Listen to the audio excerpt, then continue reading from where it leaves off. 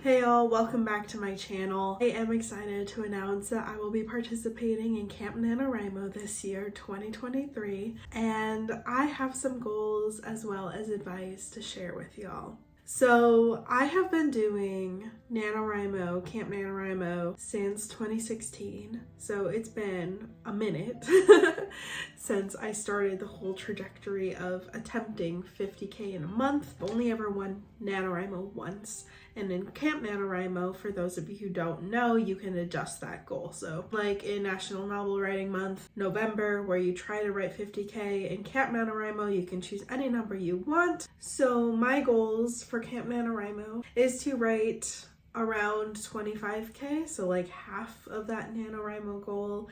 What I'm working on is a creative project for my master's thesis. I'm getting my MA, Master's of Arts in Creative Writing, which means that I do have to do some sort of thesis, unlike an MFA where you have to do a full book length project, and MA usually doesn't require that. So for mine, it's called a creative project. I end up turning in about 25 to 30 pages. Why is my goal 25K? Because even though I'm only turning in 30 pages of my project, I still want to have like a full project kind of thing done throughout the next year as I work towards it. And since I am leaning towards creating a novel in flash pieces or a collection of short pieces, I think that it'll really work out well for me to do it this way instead of another way.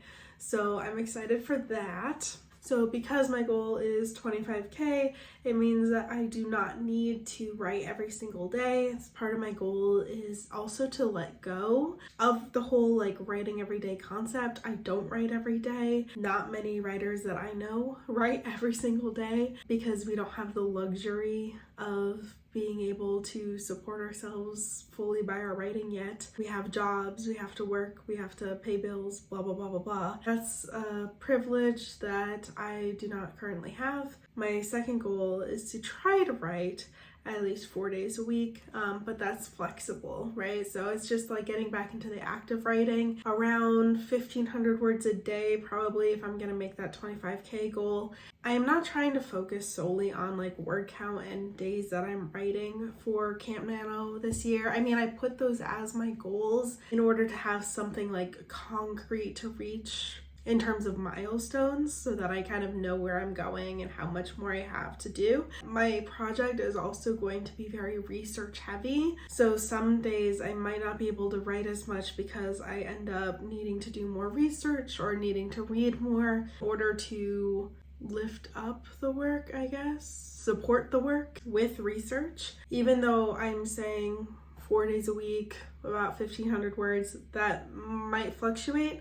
And same with my 25K goal, that might also fluctuate between 20 and 25K-ish novella length, you know? My last goal then, going off of researching, is just to continue researching, then making a game plan for finishing the first draft after the month is up. Or by the end of the month, I like to say, because I do not think I will have like a fully functioning first draft by the end of July, but I do want to have a good start. So my goal is to start my creative project. I'll not necessarily have like an end product, but have something to work on, to revise in the fall and spring before I have to turn it in and all that kind of stuff. In terms of advice for Camp NaNoWriMo, because I do have a few tricks up my sleeve, how many times that I've done it, is to first just make a reasonable goal for yourself. You don't want to overwhelm yourself from day one being like, I need to write every single day, I need to do the whole 16, 67, 50K words. Like, you know, choose a goal that you feel comfortable with, that you think that you could actually accomplish in the month. It doesn't do you any good if you pick a goal that you know that you absolutely won't meet, and then you end up feeling really disappointed and sad by the end of the month because you couldn't meet that goal. I've done that to myself so many times, so I know what I'm talking about. It really sucks when you can't meet those goals, so I'd say plan for less. Less is actually more when it comes to writing, especially because you can get really overwhelmed with like the whole word count thing, which I do. Even though I put word counts for my goals. I probably shouldn't have. I probably should have just gone with like the 4 days a week thing, because I feel like that's probably going to overwhelm me personally, but you know, we'll cross that bridge when we get to it, I guess. My second piece of advice for you guys is to give yourself little milestones to hit throughout the month. So for me, I pinpointed my milestones based on word count, just to keep myself on track. Otherwise, I will fall behind in terms of keeping track of how far I've come. And it's nice to keep little pinpoints going for how much more you have to do and kind of where you're at too, you know, each little bit helps. And that way, you're not only making sure that you're staying on track, but you're also rewarding yourself for staying on track and for doing all of the hard work that you've already done so far. It's not enough to just sit down and do it. You need to actually like reward yourself and pat yourself on the back for doing the hard work of just sitting down at your computer to write. Advice number 3 pertains very much towards what I'm doing, but it's creating a reading list of books that might inspire your project. As you write, read from your list. You know, pick like a book or two. If you have trouble finding time to read for fun, or not for fun, for work, pick out a book or two and decide by when you want it read by, so that you're able to have another thing to keep track of during the month, and so that it sublets your project. I feel like as writers, we need to constantly be reading and absorbing and like inputting stuff into our creative well. You know, you never know if something you read might inspire you to change something in your narrative. Always a good idea to have something that you can then use towards something else. You know, as we're writing, we all have gaps of knowledge. So figuring out what books could fill my gap of knowledge, either my reading gap or literally a piece of information or of historical relevance that could somehow integrate itself into your writing. And remember though, that research should never take away from your writing time. If you have to choose between one or the other, choose which one will best serve your project at a given point. If it means that you need to do a little bit of extra research and you're not going to make your word count goal for that day, I would recommend doing the research, because once you do the research and you have that in the palm of your hand, and sitting down to write will be all that much sweeter and all that much easier, because you'll already have the knowledge in your back pocket. Whereas if you go to write without the research, usually that means that you will have to double back at some point and redo all of the work that you did. The word count is not as important, okay?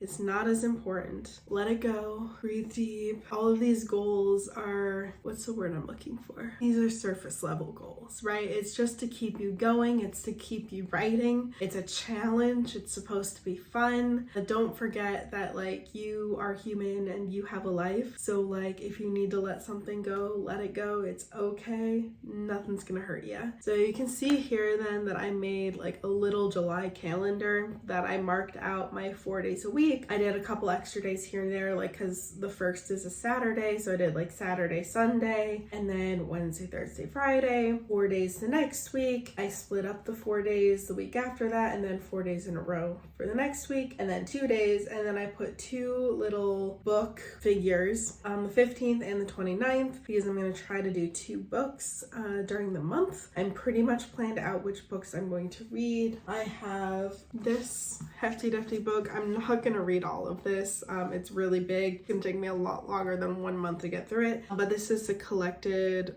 complete works of Isaac Babel, who's one of the Jewish writers that I am trying to study. So I have his complete works. Couple craft books that I'm interested in, as well as some literary theory books and some more fiction books as well, dealing with Jewish literature, Jewish surrealism, magical realism. And so I need to just look at my library and see when titles are available to decide the second book that I'm going to try to read this month. But I am going to try to do it because I am bad about reading when I'm not in a class. And so I'm going to try to set deadlines for myself and get those done as if I'm in a class. That should be able to help me hopefully get the things done that I want to get done. So there you have it. Those are my goals for Camp Nanowrimo, my goals for July 2023, as well as some advice tidbits that I thought I would share with you for my many years of doing NaNoWriMo and Camp Nanowrimo, even though I've only really won one time. But that's because it matters more to me that I'm sitting down and writing rather than the whole end game, end goal, word count goal. I think we kind of, as a society, need to let go of some of those really big goals, because I think a lot of that leads to burnout as well, and I don't really want to lead myself into burnout during the month of July, especially since I'm still recovering from having COVID last week. I really don't need to relapse or get sick again because I got burned out with writing stuff. So I'm trying to take it slow this month, trying to just get back into the rhythm of having a routine of trying to write more than a few days a week. Just get a head start on my creative project. I'm also going to be working on finalizing my research for MFA programs that I'll be applying to in the fall. So if you're interested at all in MA versus MFA journey, graduate school stuff, make sure to stay tuned. I'm going to do a more in-depth video on that and do process videos as I apply for those MFA programs in the fall. So stay tuned. That's it. I'll see you in July for my next video. Bye and subscribe.